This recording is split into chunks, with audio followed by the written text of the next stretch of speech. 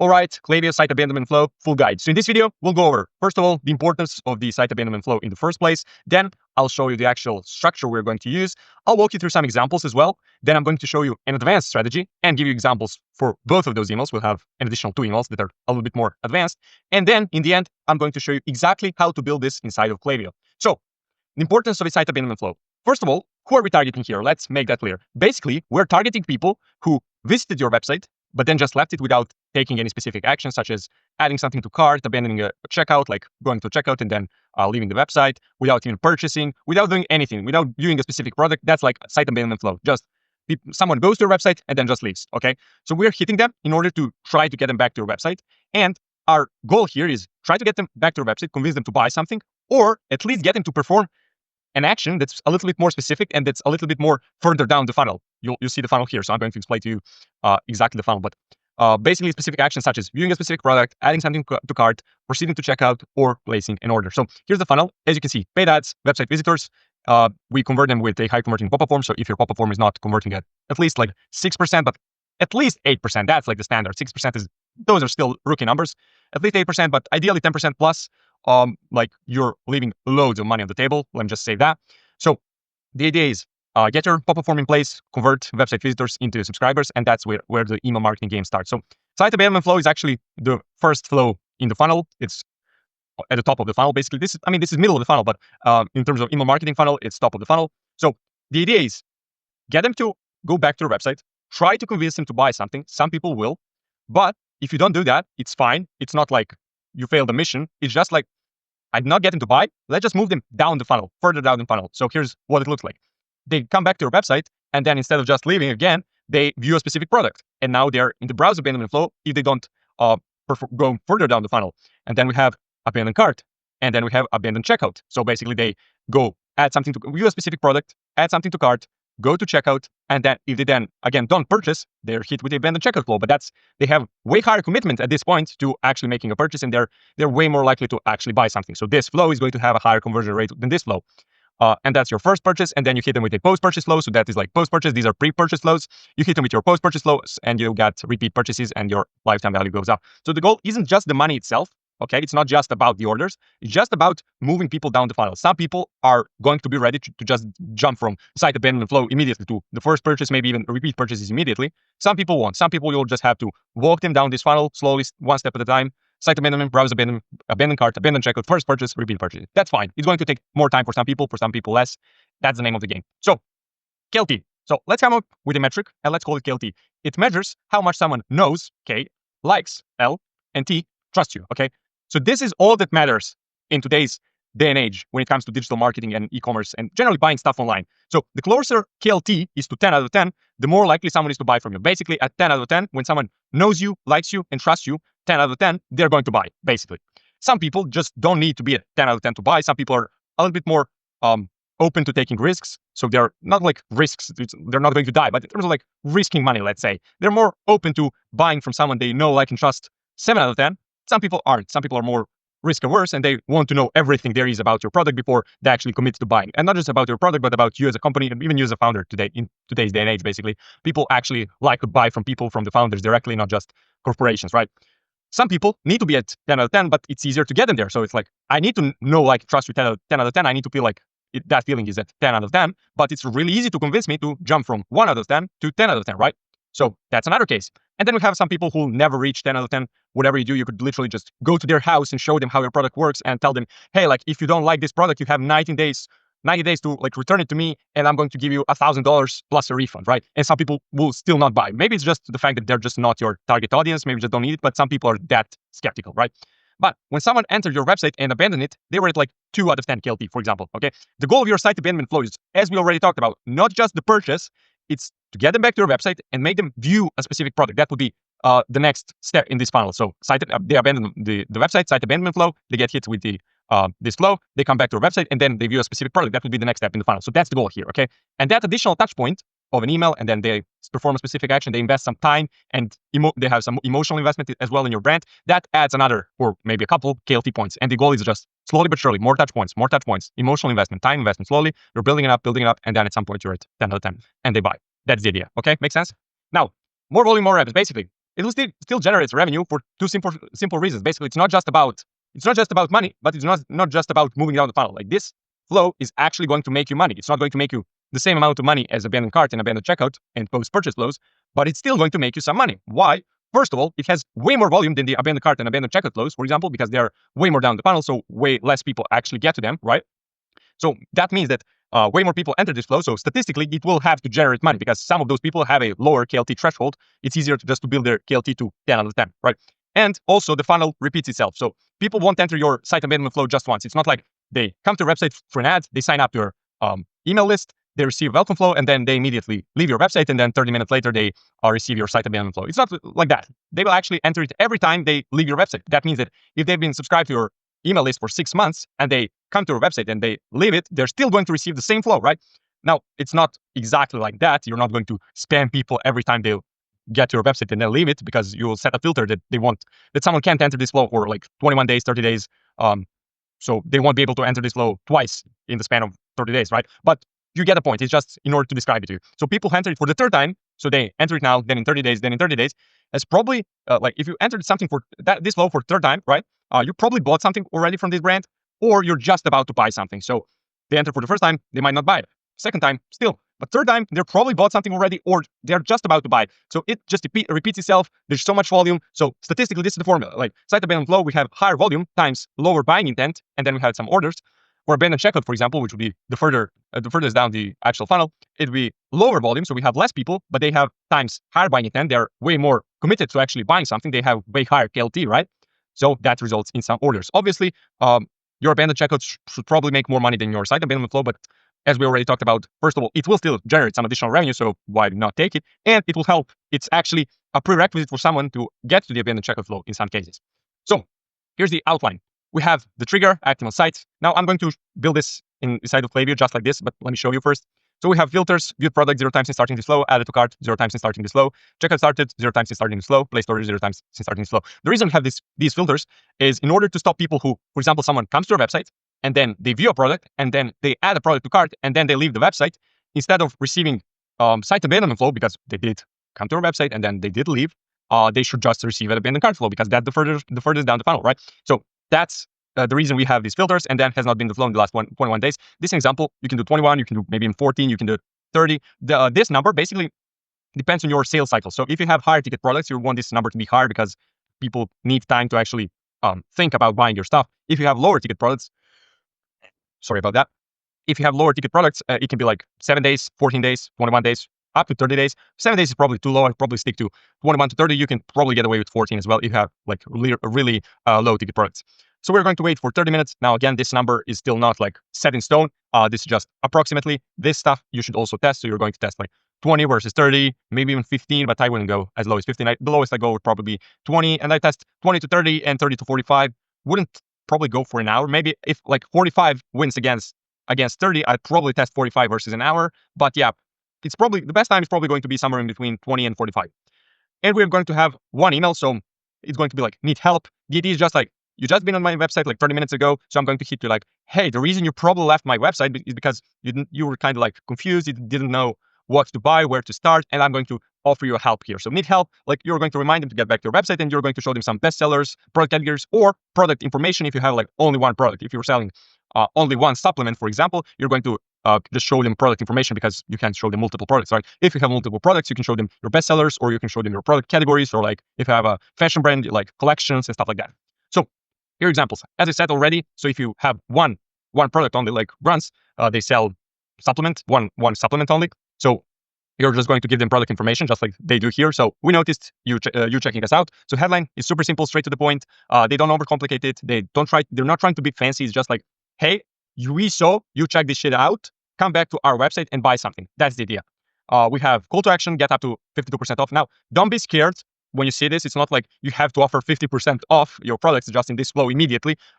Like you don't need to offer a discount at all. This is just part of their strategy. So basically they set higher prices and they just to anchor you, right? And they offer 52% off on all of their marketing. Basically, all their emails have this, basically. So no need to get scared. You don't have to offer 50% off. You don't have to run out of business for this flow. No. It's not like you can avoid offering discounts. You shouldn't offer a discount here in 90% of the cases. So don't worry, it's fine. Brief section, so short copy about their product and their USP. So with 60 plus whole food ingredients, essential vitamins and minerals, Grunts makes filling nutrient gaps taste like a treat. Wellness never felt or tasted disease. Basically, if you don't know what they're selling, they're basically a direct competitor to Athletic Greens. So they sell like greens supplements in form of a gummy bear. So it's kind of like that's their USP. Hey, like we're selling you something that's good for you in a form that you like, right? CTA again. So as you can see, they have one CTA above the fold, really important. So when I open this email on my phone, I can just see the button, see the headline without needing to scroll. I can click immediately, buy, boom. Another button, so if I scroll down here, I'm reading this, I'm not going to go back here and then click the button. No, I have the button here, click it immediately. And then they have an infographic, so they compare themselves to the competitors. As you can see, Grunts, they're basically, what they're doing is they're like subtly poking AG1. So they have like, they say overpriced green powder, like that green powder, you know who we're talking about here. Don't buy them. This is what their stats are like. This is what our stats are like. So we are way cheaper, way better, all that. And they have call to action again. That's it. Like super simple email. As you can see, this is what you're going to do if you're selling basically only one like main product, right? If you're selling multiple products, this is what your email might look like. So as you can see, there's nudes in your browsing history. Pretty cool headline if you ask me. I really like this brand, to be honest. Like the idea of just calling your brand nudes is just genius to me. And you're selling like underwear and stuff like that. So that's genius, honestly. And their marketing in general is pretty good. Like their emails are so good. You should definitely go check them out. But yeah, so you just showcase some bestsellers. They're not wasting time. They're just boom, headline immediately, like products, bestseller, bestseller, bestseller. And then in the end, they're probably promoting like a collection of product category, stuff like that. This is probably a collection core. So they're showing their 3 bestsellers. I guess these are bestsellers. It doesn't say, but I suppose it would make sense. And they're showing their collection. So notice how every single product has a separate CTA. Now, these buttons are they are too small in my opinion. They should probably be way bigger, but fine. So every single product has its own CTA. So one CTA, second CTA, third CTA. So it's not like, hey, here are bestsellers, but I have a general CTA that says shop bestsellers. It's like this bestseller, buy this bestseller. This product, buy this product. Like it makes way more sense to do it this way. So every time you have separate products in your email, put every single product should have a button for itself, right? Makes sense. So that is extremely important. It's going to boost your conversions by like 2x. Now, they probably split tested showing this price here. So they probably tested this and the test showed them that it actually works better. So that's something you should test definitely for your own brand. So showing the price. Also, they promote, as we said, promote three bestsellers, promote the whole collection in the end. So that's something you can do as well. If you're like, you basically give them an option. Hey, like check these bestsellers out, 1, 2, 3. But if you don't like this, you can just go check out the whole collection. Now they don't have a button for this whole collection, but I guess it just makes sense that you click on the actual image because this is a link.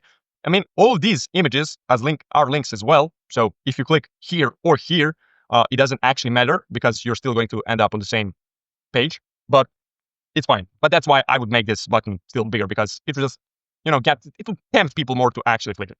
Now, an advanced strategy. So even though we'll be sending only one email in this flow as a part of our core strategy, that's our foundation, we can also apply an advanced strategy. So let me walk you through the idea. The idea is to send another email or two, probably 2, and remind people who haven't used the welcome code to use it now. So the idea is, okay, you're hitting people with this site abandonment flow, and then you have a split inside of Klaviyo. I'm going to show you exactly how to build it.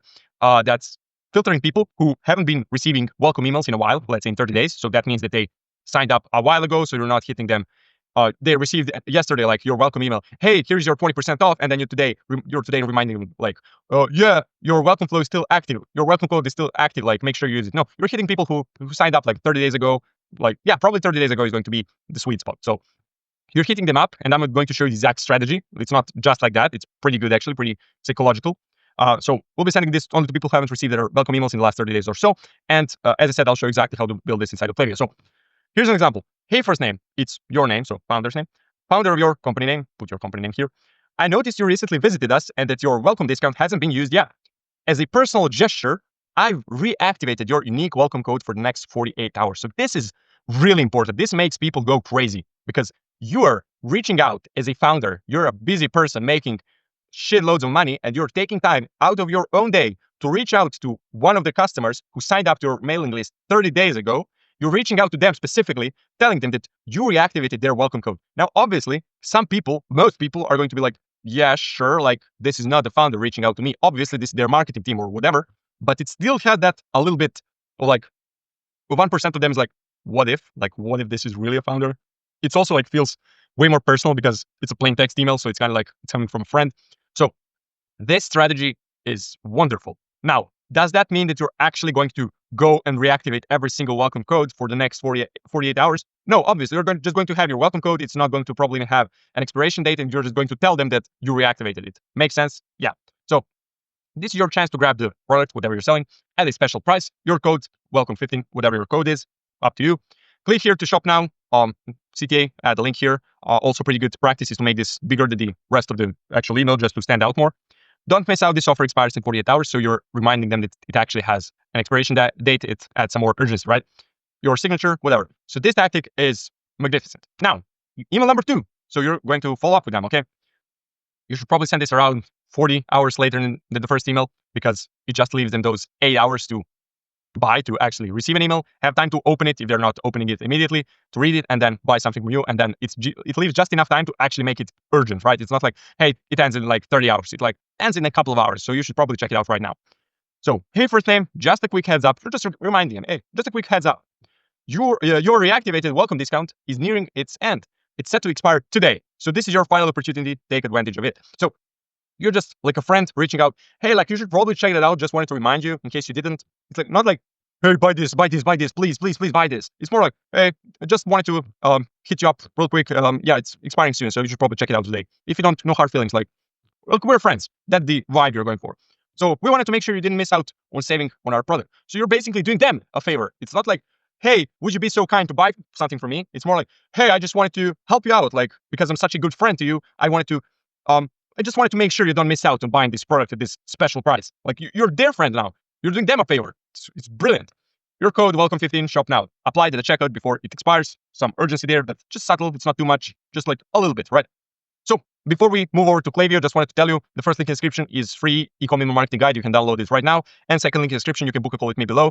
So I'll just perform a full Klaviyo account audit completely for free. I'm going to walk you through what you should be doing in order to scale your email marketing. So I'm going to outline the whole process. And then if we see we're a good fit, we're just going to work together on improving your email marketing and scaling the shit out of your brand. So make sure you check out both links. Now let's go over to Klaviyo.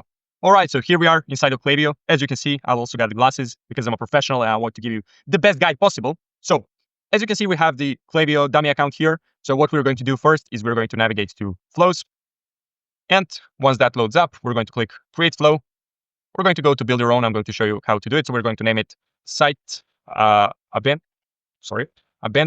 Okay, create flow. And we start here. So we're looking for the trigger first. So we're going to find it here. All triggers active on site is the trigger we're looking for. We're going to do profile filters as well. So what someone has done or not done, hey, has not been in this flow at any time, not at any time in the last, let's say 30 days. And what someone has done or not done, person has, let's first do viewed product. I don't have that for some reason. Oh, fuck. My account is not connected to Shopify store, so I can't show you that. So, all right, let me just show you in theory. So what you would do here is you'll find viewed product, you'll select that at least once. So they have not done that since starting this flow. So person has viewed product 0 times since starting this flow, and what someone has done or not done, person has added to cart 0 times since starting this flow, and what someone has done or not done, person has checkout started 0 times since starting this flow, and what someone has done or not done, person has placed order 0 times since starting this flow. So those are the filters you'll have. Okay, let's pretend we have them. Okay, you understand, like if you have your Shopify and Klaviyo connected properly, you'll just have those triggers and filters, so it's fine. So that's what we're doing here. We're going to save, and now it's going to allow us to build an actual flow. So we imagine we have the exact triggers and filters. What we're going to do first is set a time delay. So time delay, we're going to start with 30 minutes. As I said already, we're going to actually test that to see what works the best. I'm going to show you how to test it as well, but let's first build out the email. So we're going to add an email, and what we're going to do, we should probably turn off the smart sending. So what smart sending does, it stops people from receiving 2 emails over the span of 16 hours in this case. But because that works fine, if you're sending campaigns, for example, you can turn smart sending off and you're not like spamming people. But for flows, especially welcome flow, abandoned cart, and abandoned checkout, you should keep that turned off. I would keep it turned off for site abandonment as well, because still a flow, pretty important to get people down the funnel. And especially like when people sign up to your list, they receive a welcome flow immediately. And most people are just going to leave your website immediately. So when they sign up, they're going to receive a welcome flow. a welcome email, and they're going to receive a site abandonment immediately. So that's pretty good strategy if you ask me, because you're immediately starting to build up those touch points. You're building up your KLTs for, as we already talked about in this video. So I think that's pretty important to start doing that immediately. You're not spamming people because they did check out your website. You're just showing them some bestsellers. It's fine at the beginning. So I would keep this off. Now, what we're doing here is we're going to select a template, because the first email is going to be a design email. So we don't have any templates. It's fine. We're just going to create. And now I'm going to show you exactly how to build that inside of Klaviyo, basically how to do it with Figma. So if you design emails in Figma, I'm going to show you exactly how to export them properly in order for them to be built in Klaviyo the right way. So let's go over to Figma. Okay, so here we are inside of Figma. So we're going to use this email I already showed you, because I guess it's going to be a really good way to actually show you how to do this. So the first thing you want to do, you have this email, your designers, or you design it inside of Figma. So what you're going to do is click on it, click S on your keyboard, or go down here, click here and select slice, okay? You're going to hold it like this, and you need to make sure that it's all lined up perfectly. I did it actually perfectly the first time, somehow. I guess I'm just a ninja. And you're going to slice this part. Now, why are we making this slice? So first of all, let me explain what slice tool is. We're basically going to select a certain area of our email and export them as separate images, okay? Why are we doing that? Because each image is going to be linked to a certain link. So the idea is to slice the email in a way that we can get this image is going to be a separate link. So then we're going to slice this image like this, okay?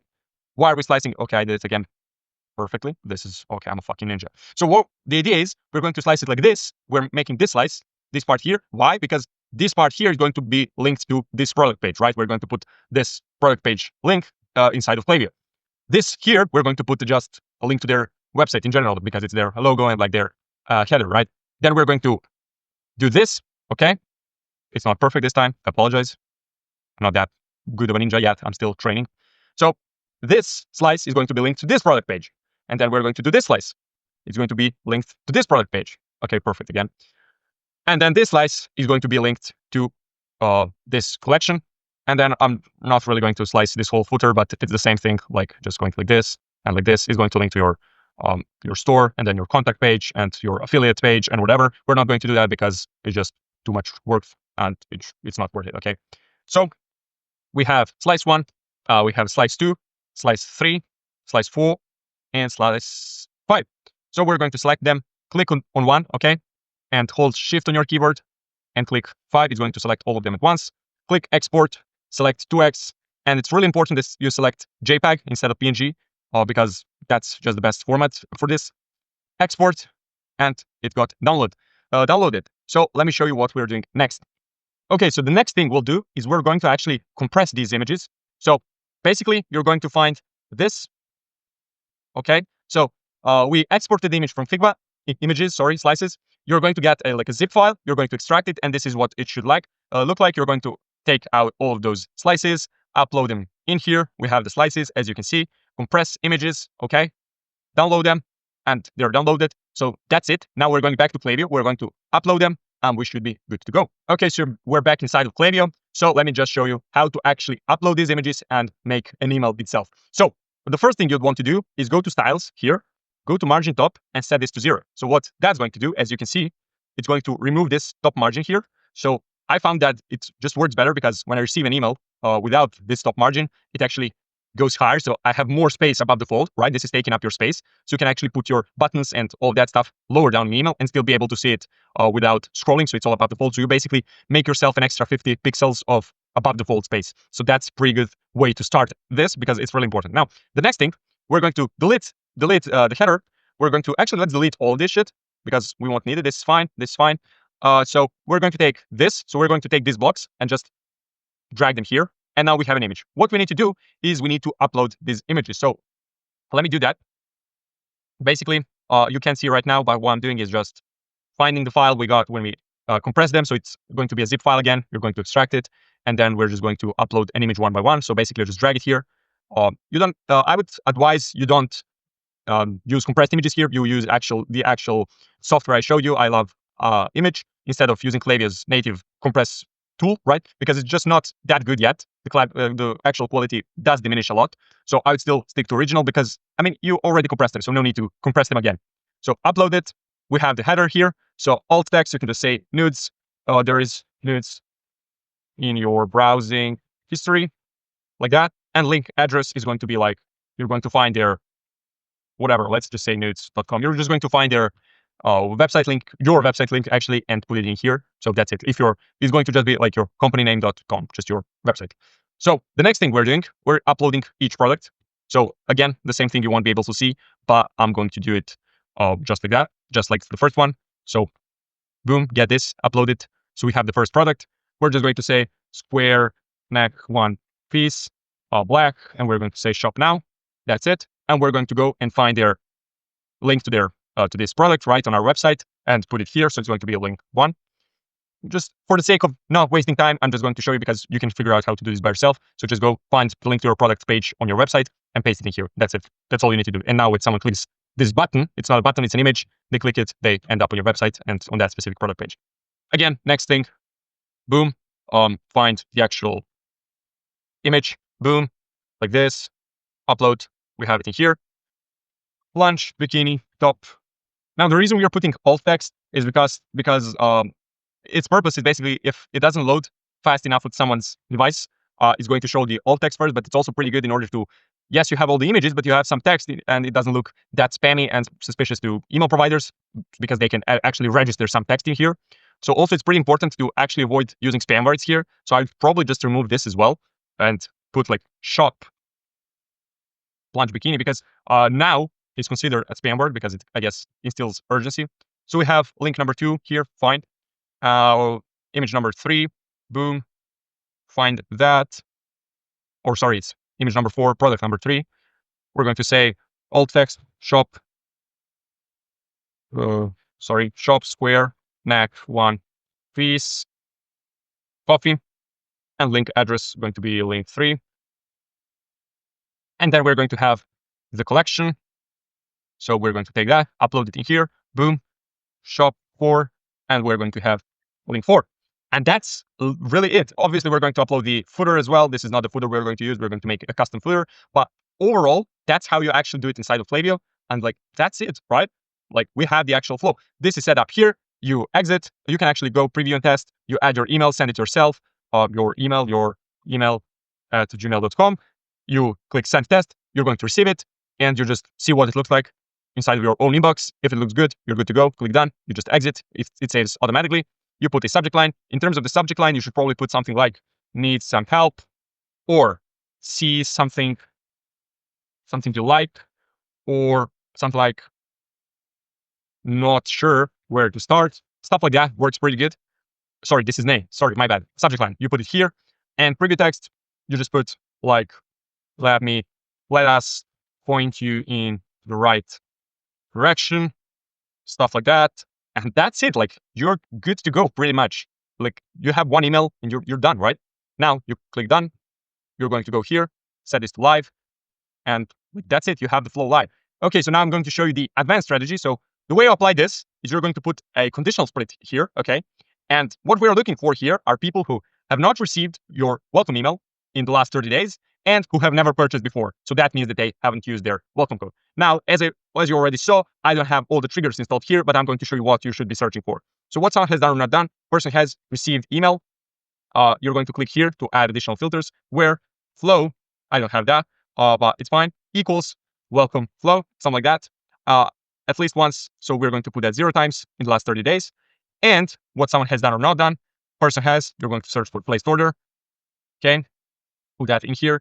So what someone has done or not done, person has placed order 0 times over all time. That means they have never purchased from you before, which means that they haven't used their discount code. So if they have not received these emails in the last 30 days and they've never purchased, that is yes. Okay, we have to delete this, but you get the point. If that is true, they're going to receive this email. Now, we come here, smart sending. Yeah, I turn it off. And we can click here this time. Why here and not here? Because we're creating a plain text email. So create text only email, click there, it's going to load. And now you put your copy in. So I'm going to just copy and paste the copy we already have. So boom, paste with formatting. It's fine. Yeah, I'll probably leave it just like this. It's fine. So what you're going to do here, hey, click here, add personalization, and you're going to put first name. Now you need to put some default text. I mean, you don't need to, but you should probably do that. Why? Because if you don't have someone's first name, you're going to say, for example, hey there, right? And it's going to, let's save that. So if you know what you're doing, you probably shouldn't have anyone's first name unless they purchased from you before. Why? Because if you're collecting first names on your pop-up form, that's the only other way you can get someone's first name, right?